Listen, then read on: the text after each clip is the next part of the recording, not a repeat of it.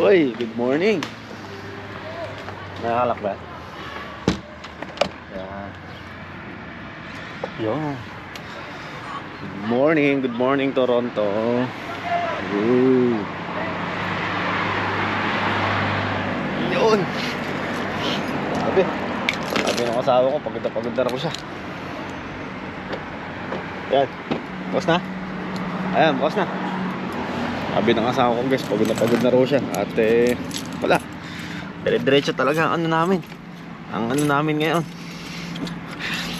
Ang alis. So ito guys, mag-ano kami ngayon. Mag-tour kami ngayon sa ano. Dito lang sa may downtown lang. Pero ilan lang ang pupuntahan namin. Gawa nga ng kailangan namin makauwi ng maaga mamaya.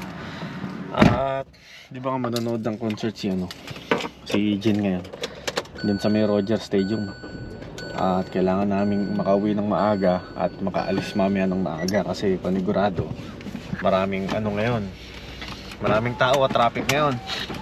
Kaya nga itong punta namin ngayon sa downtown ng Toronto, dito sa Toronto ay medyo medyo traffic din, no?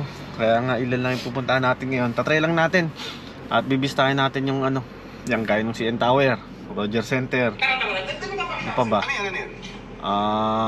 Yung Toronto sign. Yun lang kasi kailangan natin makauwi ng mga alauna kasi isang oras ang biyahe magmula rito papunta doon tsaka pabalik.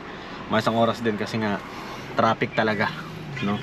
Ito, unahin muna namin ngayon is yung CN Tower, no? Tapos magpapagtuna tayo sila, lakarin na lang natin mamaya. Guys, ito, totoo nga yung sinabi nila na sobrang traffic nga talaga dito sa sa Toronto, no? Ayan, no?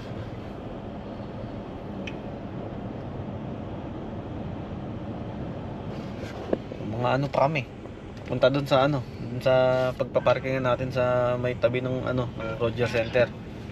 Mga 27 minutes pa.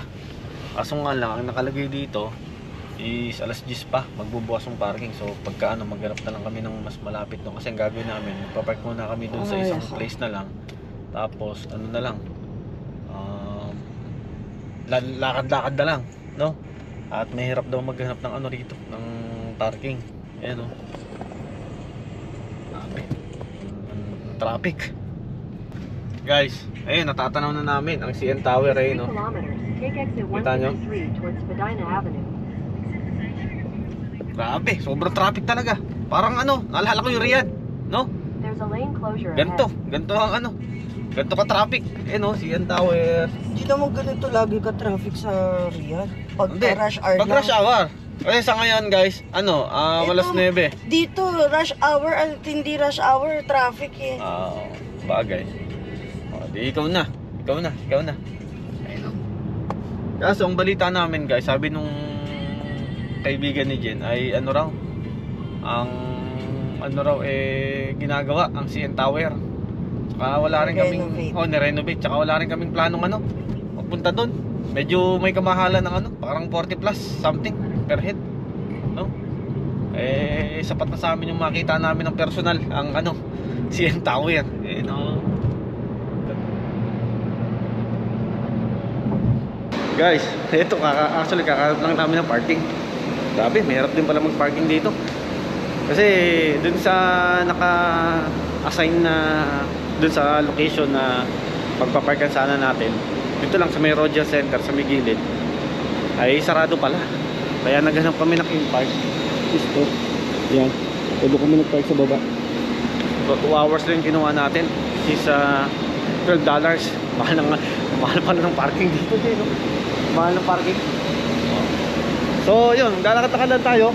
At tignan lang natin ang downtown ng Toronto. So unahin muna natin guys yung CN Tower.